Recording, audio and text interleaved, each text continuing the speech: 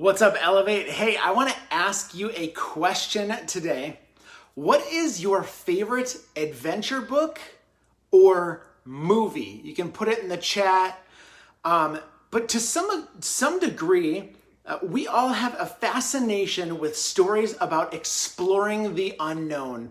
Whether you love Marvel or Star Wars or Lord of the Rings or Harry Potter or my personal favorite, Indiana Jones, we're drawn to stories where characters are thrown into unfamiliar worlds, exciting adventures, and brand new discoveries. Now, I shared with you last week about Fermilab, the seemingly secretive government property and facility that I grew up literally right next to. And my friends and I would get home from school and we'd go exploring. And I shared a little bit about this, and it felt like we were living our own little adventure movie, like a top secret mission to do nothing. But the best things about those adventures were the things that I learned, like how to build my own hut, how to dig out an in-ground fire pit inside my hut, how to build a lookout way up in this huge tree, or how to build a rope swing. And one time, my friends and I decided we would put all the things we had learned to the test, and we stayed in our little hut city that we had built for an entire week.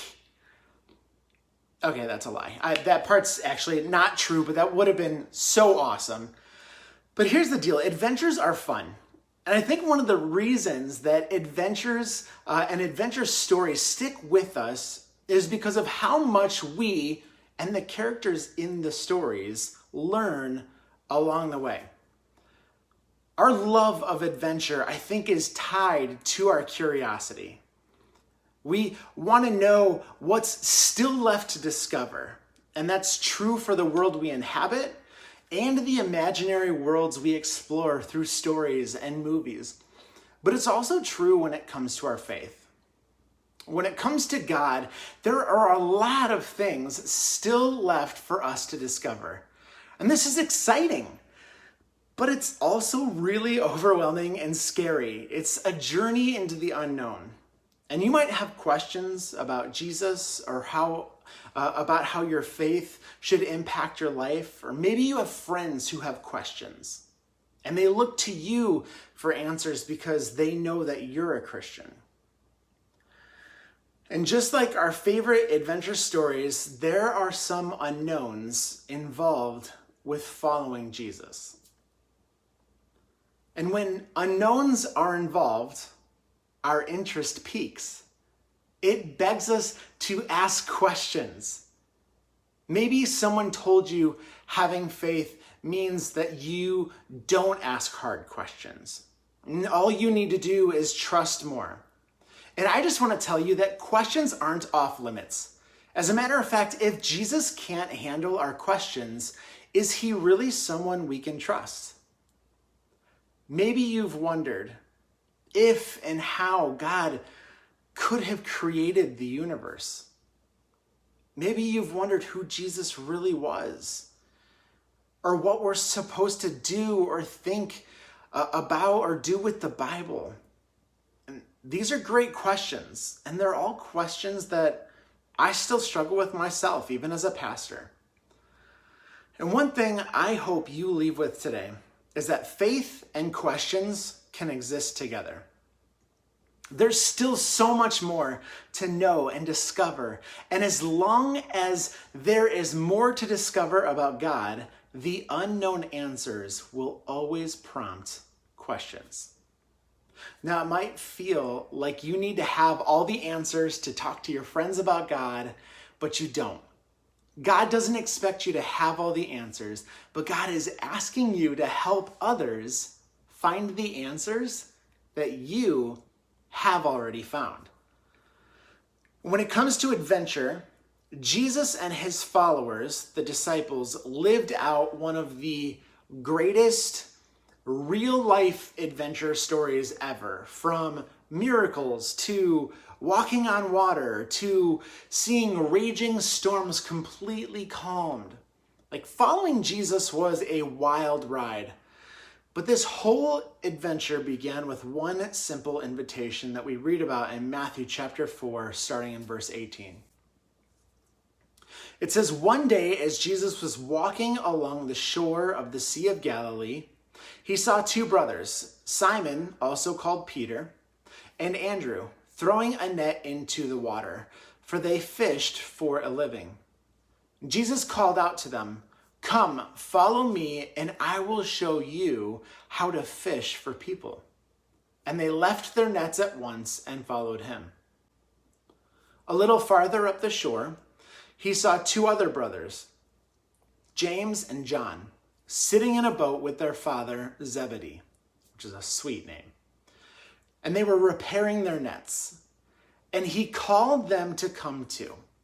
They immediately followed him, leaving the boat and their father behind."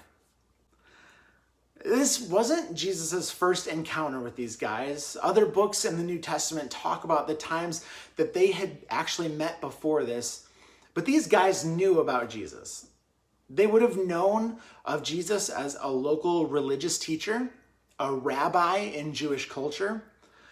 And even before he called his first disciples, Jesus was known for teaching people about the things of God. It was common for a teacher or a rabbi to have a group of people who followed and learned from them, sort of like a mentor. But what was uncommon was Jesus' choice of followers. They weren't scholars in religion or students of scripture. They were young. They were ordinary. But when these fishermen looked at Jesus, they saw something others didn't. They saw that Jesus was special, so they made the choice to follow him. They heard him, they believed him, and they wanted to continue learning from him. And they traveled together, experienced difficult times together, shared meals together, witnessed miracles together, and discovered new things about God together. But following Jesus wasn't just for their own benefit. Jesus expected them to take what they learned and share it with others. And this was a dramatic shift in their lives. And this was so important that his final act before he left the earth, Jesus issued a challenge to his followers to do a few things, to continue on their great adventure after he left earth, to teach others like he had taught them, to make more disciples like he had done for them, and to share his message of salvation in their communities, in their country, and throughout the world. And just like the disciples, when our eyes are opened to the truth of Jesus, we're invited to learn from him and then share what we learn with others. Yes, Jesus wants us to ask our big questions about God and the world. But this might be the most important thing we could possibly learn. And that is that we are loved by a gracious, compassionate, and incredible God. Beyond that, it's okay that you don't know all the answers. God is kindly, patiently, and lovingly inviting you to ask questions because as we follow him, Jesus teaches us new things. Crystal and I, my wife, we love this show on Netflix called Somebody Feed Phil. I don't know if you've seen this, but Phil has been a producer, Phil Rosenthal. He was a producer and director on some incredible shows. Everybody Loves Raymond. If you don't know, maybe ask your parents. But Phil also loves food. And in this show, he travels around to cities all over the world to experience their culture and their food. And while Crystal and I enjoy watching and learning about all these different cultural experiences, the thing that we enjoy the most is Phil's reactions to the food. Now, he's 61 years old, but every time he experiences something new or tries a food that he likes, which is very often, he lights up and he literally reacts like a 2-year-old trying chocolate for the first time. his facial expressions, the way he looks at the camera. He even sometimes dances if the food is like that good. But all of this was because he was on his quest to learn something new and exciting that he didn't know before. And I wonder what might turn out to be a spark in our own faith if we approached our relationship with God in the same attitude of awe and wonder. Yes, there are a lot of facts we can learn about God, but Jesus teaches us so much more than just facts. Jesus teaches us what God is like, what it's like to experience God. And there's so much to learn, but it's not just about gaining more knowledge about God. It's about learning who God is. And that adventure is never ending. So we need a plan. Anyone that sets out on a grand adventure can't just go without some sort of plan. How do we learn more about who God is? How do we search for answers to our questions? And how do we share what we learn with others? And if you want to continue learning more about the God who created you, there are 6 questions that I want to challenge you to answer. What? What do you want to learn? Is there a big question you want to explore? Is there a book of the Bible that seems interesting? Or is there a topic you want to better understand? A second question is how? How will you spend time with God? Do you enjoy journaling, drawing, or worshiping through music? Maybe after you read scripture, you create, draw, write, or play something. Do you love nature? Maybe you could take a walk or go for a run and talk to God about what you're learning. The third question is when? When is a good time for you to set aside time to spend time with God? The morning is a great time to start off your day on the right track, but maybe you're like me and you're not a morning person and you prefer spending time with God in the afternoon or at night. The fourth question is where? Having a specific location in mind could help you be more consistent in your habits to spend time with God. Where do you plan to go, read, learn, or pray?